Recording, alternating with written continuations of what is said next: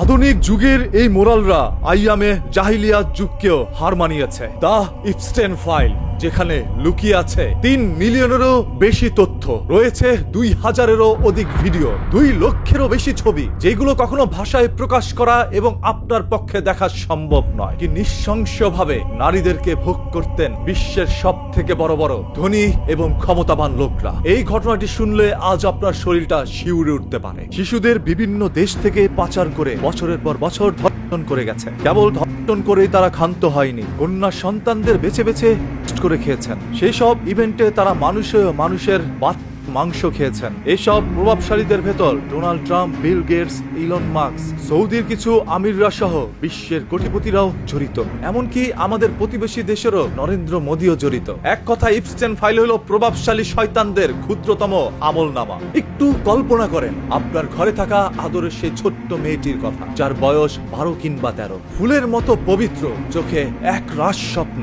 একদিন তাকে বলা হলো তাকে একটি বিশেষ বৃত্তি দেওয়া হয়েছে। বলা হলো সে বিশ্বের সবচেয়ে জ্ঞানী, ধনী এবং প্রভাবশালী মনীষীদের সাথে দেখা করার সুযোগ পাবে। এই কথা শুনে বাবা মার কাছ থেকে বিদায় নিয়ে সরল মনে মেয়েটি প্লেনে উঠল। কিন্তু সে জানতো না চকমকে ওই প্লেনটির নাম ললিতা এক্সপ্রেস। সে জানতো না এই প্লেনটি তাকে স্বপ্নের দেশে নয়, বরং দাজ্জালিক সভ্যতার এক গোপন জাহান্নামের দিকে নিয়ে যাচ্ছে, যার গন্তব্য প্রশান্ত মহাসাগরের বুকে অবহেলিত বিচ্ছিন্ন দ্বীপ লিটল স্লেট জেমস। দ্বীপটিকে দেখতে দুনিয়ার জান্নাতের মতো মনে হয়। চারদিকে নীল সমুদ্র, মাঝখানে রাজকীয় প্রাসাদ। কিন্তু প্রাসাদের ভিতরে ঢুকতেই মেয়েটির স্বপ্ন কাচের মতো চুরমার হয়ে যায়। সে দেখলো টিভির পর্দায় যাদেরকে হিরো হিসেবে দেখেছে, নোবেল বিজয়ী, বিজ্ঞানী, বিশ্ব নেতা, হলিউড সুপারস্টার, তারা সেখানে বসে আছে। কিন্তু তাদের চোখে মমতা নেই, আছে এক আদিম ঐশাচিক ক্ষুধা। এটা দেখে তখন মেয়েটি চিৎকার করে বলছিল, আমি আমার মায়ের কাছে যাব। কিন্তু তার কান্না চাপা পড়ে গিয়েছিল প্রশান্ত মহাসাগরের গর্জনের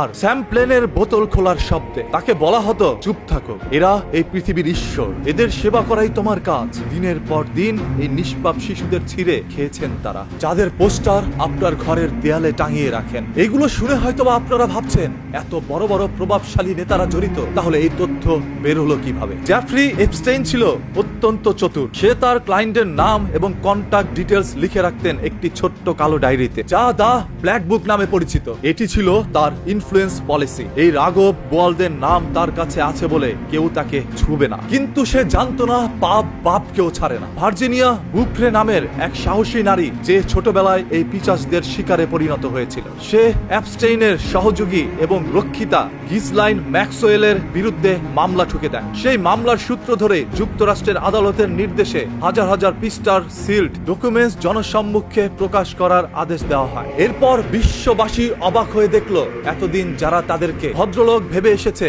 আদালতের নথিতে তাদের নামগুলো জল করছে জঘন্য সব অপরাধের সাথে। কাদের নাম সেখানে রয়েছে, তালিকাটি দেখলে আপনার পায়ের নিচের মাটি সরে যাবে। বিল ক্লিন্টন, আমেরিকার সাবেক প্রেসিডেন্ট, গণতন্ত্রের ফেরিওয়ালা, যিনি এই দ্বীপে এবং এপস্টেইনের প্লেনে চড়তেন বহুবার। নথিতে তাকে নিয়ে বহু চাঞ্চল্যকর তথ্য রয়েছে। প্রিন্স অ্যান্ড্রু, ব্রিটিশ রাজ পরিবারের অহংকার, যার আদিজাত্যর গল্প শুনে আপনারা বড় হয়েছেন, সে ছিল এই দ্বীপের নিয়মিত খদ্দের। স্টিফেন হকিং, যার বিজ্ঞান আর কসমোলজি নিয়ে আপনারা মুগ্ধ, তিনিও গিয়েছিলেন সেই পাপের দ্বীপে। নথিতে তার নামও উঠে এসেছে। বিল গেটস, বিশ্বের সেরা ধনী, এবং তারও ঘনিষ্ঠতা ছিল এই শিশু পাচারকারীদের সাথে। ডোনাল্ড ট্রাম্প, বিশ্ব রাজনীতির আরেক মোড়ল, যিনিও এই পাপের সাথে জড়িত ছিলেন। হলিউড ও গ্ল্যামার ওয়ার্ল্ড, কেভিন পেপসি থেকে শুরু করে নাম করা সব মডেল ও অভিনেতারা যারা আপনাদের আইডল, তারা অনেকেই ছিলেন এই চক্রের অংশ। জেফ্রি এপস্টেইন কি কেবল একজন বিকৃতকামী ধনী ছিল? না, সে ছিল মোসাদ এবং পশ্চিম গোয়েন্দা সংস্থার একটি হানি ট্র্যাম্প প্রজেক্টের এজেন্ট। তার কাজ ছিল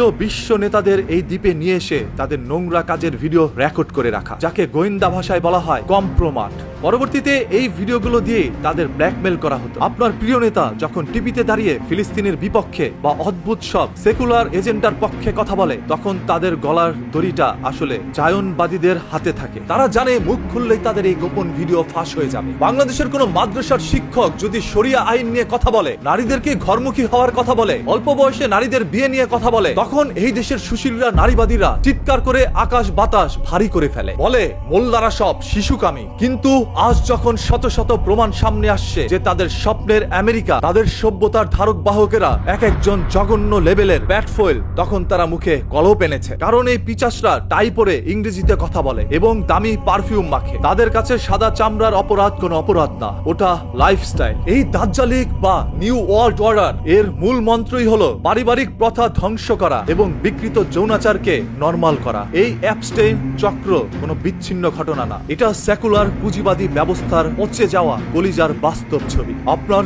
রব কি বলেননি, ফিতনা হত্যা অপেক্ষা গুরুতর। ইসলাম ছাড়া, শরিয়া ছাড়া এই পিশাচদের থামানোর কোনো আইন দুনিয়াতে নেই, কারণ আইন যারা বানায় তারাই আজ এই অপরাধের হোতা। তবে জেফ্রি ইপস্টেইন দুনিয়া থেকে চলে গিয়েছে আরো 5 বছর আগে। সেই নথি আজ কেন প্রকাশ করা হয়েছে? এর ভিতরে কি ডোনাল্ড ট্রাম্প বা গোয়েন্দা সংস্থার আরো কোনো চক্রান্ত রয়েছে? তারা কি চাচ্ছে বিশ্বকে আরো একবার উল্টে দিতে? ডোনাল্ড ট্রাম্প কি তাহলে চাচ্ছে বিশ্বের সব থেকে ধনী এবং ক্ষমতাশালী লোকগুলোকে ফাঁসিয়ে দিতে, নাকি তিনি নিজেই কারো চক্রান্তে ফেসে গিয়েছেন? জেফ্রি ইপস্টেইনের মতো বাংলাদেশে অসংখ্য মানুষ রয়েছে যারা এইভাবে নারীদেরকে পণ্য বানিয়ে বিচরণ করে যাচ্ছে প্রভাবশালীদের মাঝে এবং তাদের গোপন ভিডিও সংগ্রহ করে তাদেরকেও ব্ল্যাকমেল করে যাচ্ছে। জেফ্রি ইপস্টেইন একটি বাস্তব উদাহরণ। সেই নথিতে থাকা আরো 30 লক্ষ সূত্র, 2000 ভিডিও এবং 2 লক্ষের মতো ছবি যাচাই করলে বেরিয়ে আসবে সকল চাঞ্চল্যকর তথ্য, যেগুলো আপনার রাতের ঘুমকেও হারাম করে দিতে পারে।